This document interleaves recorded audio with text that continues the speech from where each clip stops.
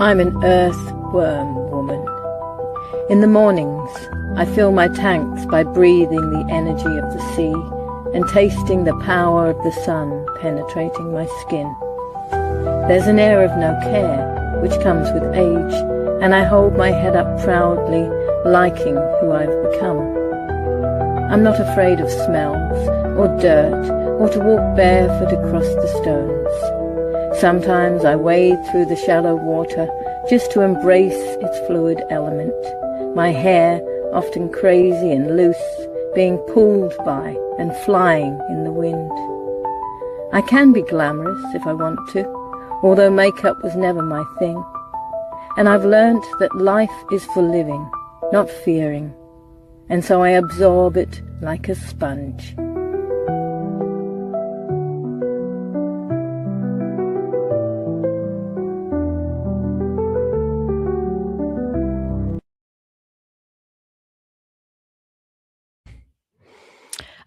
Good morning and grand rising. Now, we had a bit of a technical problem. There's a couple of technical problems, as one does, because I'm not technical. So, Jan Murphy, I can see you're there. Can you just tell me, can you hear me? She's back. Can you hear me? I'm Jan Murphy. You can't hear. Laura can't hear me. I'm going to put you up here, Laura. Can't hear you now.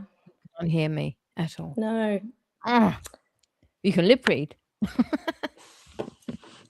Can you hear me? Yes. You're going to have good to morning. do the show. I don't know why I got a little bit of your voice and then it disappeared. But everything on my end seems the microphone's on, the camera's on. So if I keep talking, can you hear some of it? No. Can't hear anything. Hang on. It says Jan I'm Murphy in the show. can hear us both. She can hear me loud and clear. So it's your problem. I can't hear what you're saying. She doesn't know what I'm saying. Oh, have a look at make sure your volume is up. Yeah, it's up. On your definitely up. Okay, well, I'll yell. I'll keep talking loudly. How about I go out and then back in? Go out and come back in and just do everything again. I'll just talk to myself while you... Okay. Thanks, Jan, because it was my volume and I've decided to put this microphone back on and it's working this time because it wasn't working in the past. So Laura's coming on in a minute and Laura is someone who I have just seen over the years at like gatherings or some sort of dance things, more like really good fun things we used to have. Okay, I'm going to add you now, Laura. Can you hear me now? No, still can't. No, all my camera and microphone are saying that I'm on, but but you can't hear me. Okay, that's not going to work. Can you hear anything I'm saying? You can't hear anything. I could write messages to you. Here we go. Do this.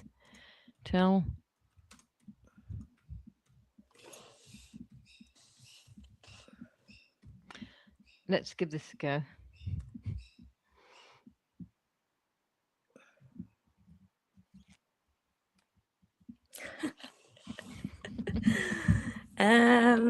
I am just a girl inside a 51-year-old woman.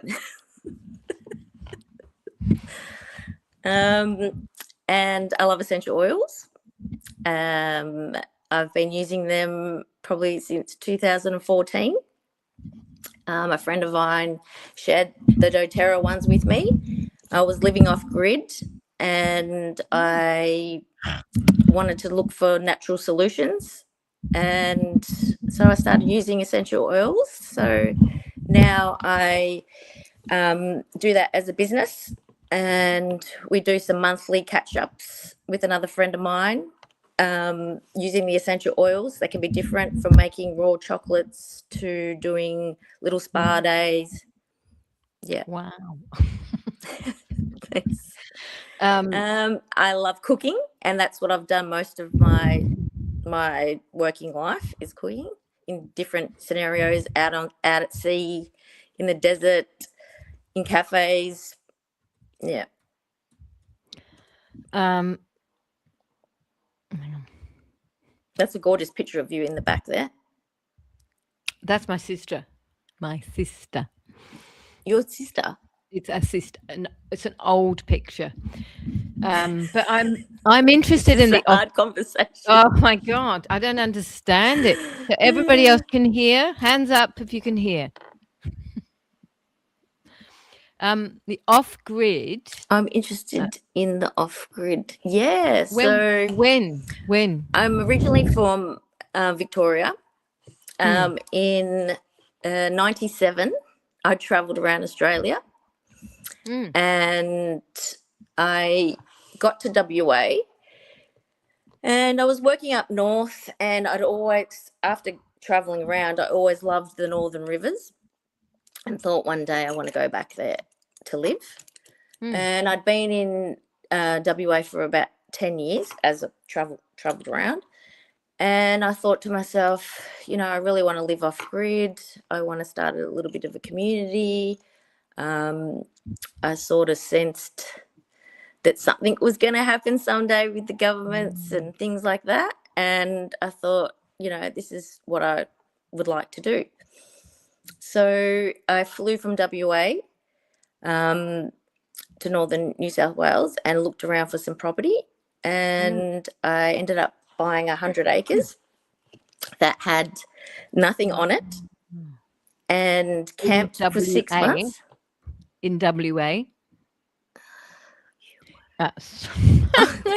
Oh, this is insane. Yeah, from WA, flew there. I met my brother, because he was going to go with me in that property. Yeah.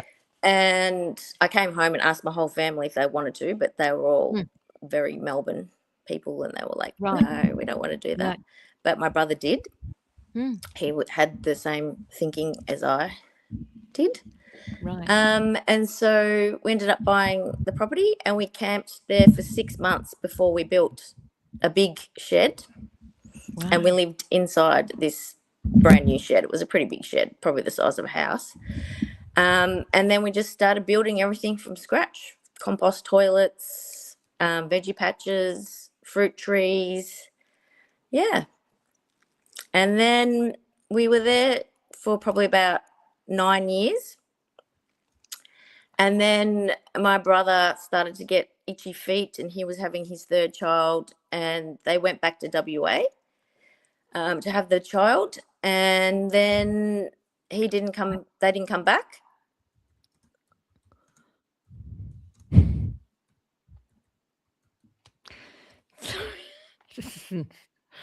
If it doesn't work, we'll delay it.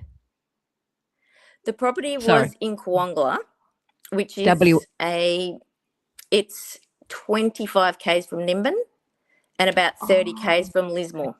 Right. Yeah. Right. Up on the hill, on the ridge. So I had a beautiful view of Mount Warning, Blue Knob, and one of the Nimbin rocks. It was just it was very high up, the property. So it was, lovely spot. But it was a lot of hard work, and I didn't really know. We didn't know what we were doing. We just learnt everything from scratch. But we achieved a good thing. But then it just went to the shit. And then I ended up selling it, which I sold myself. I didn't use a real estate agent. And then I wanted to sell it to someone who thought the same way as I did, that wasn't going to use chemicals, was going to live off the land, and which I've seen now. There is a couple that have bought the land. They were having their first child, and they've started growing hemp, and they do hemp products. Oh, wow. Okay. which is good. And then I was thinking, what am I going to do? Why did it hit the shit? It hit the shit because it's hard work, and a lot of people who came in on it, said this is what they wanted, but then it wasn't what they wanted. Right. It and needed so commitment. yeah, Yep. it dissipated. And I suppose also because there wasn't, like, we'd thrown a lot of money into it, and then we just sort of, people ran out of money. Right. And so anyway, I sold it, and then my plan was, what am I going to do? And I've always been a traveler, so I was like, I'm going overseas and just see what spirit has for me over there. Wow. And I was in Bali for a month, and then planning to go to Thailand for 3 months after that. And I got a call that my brother had passed away, and I flew home. My dad was overseas at the time as well. He had to fly home. And then that's the reason why I'm in Melbourne. And then COVID hit. And yes. This I can't do this conversation with. It's too. It was. So I'm still in Melbourne because I want to be close to the rest of my family. They're all here. Yeah. Yeah.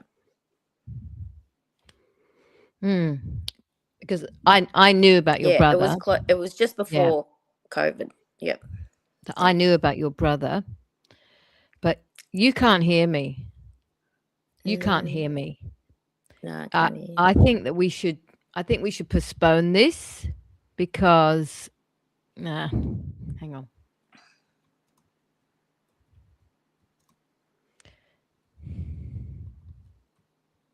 Or should we?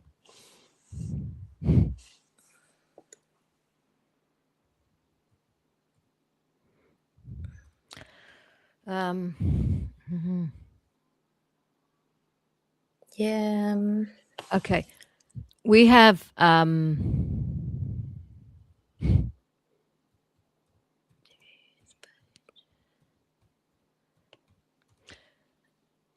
gonna say, because this is too important.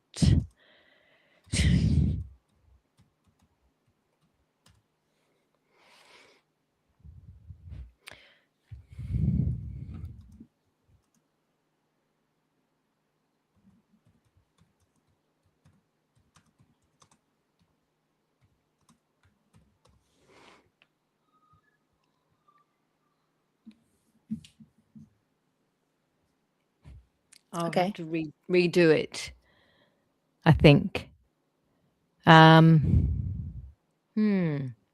Something else is going on here. Can't hear me still, right? Am I the only one who can't hear you? Yes. I'm the only one. Oh. Yeah. Yeah, because all my lights are up saying that my microphone's on. Your microphone's on. And I allowed the access to it when it asked me. Speaker.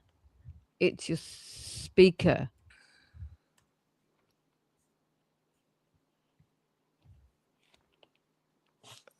I've got my speaker up. And my microphone's on. I usually use my phone for Zoom, so it usually works. I could just do a Zoom call and record it. We're gonna stop, okay? I'll call you. Okay. Because it's insane. I am not just a product made to satisfy the pocket, nor do I require the same fame others seek.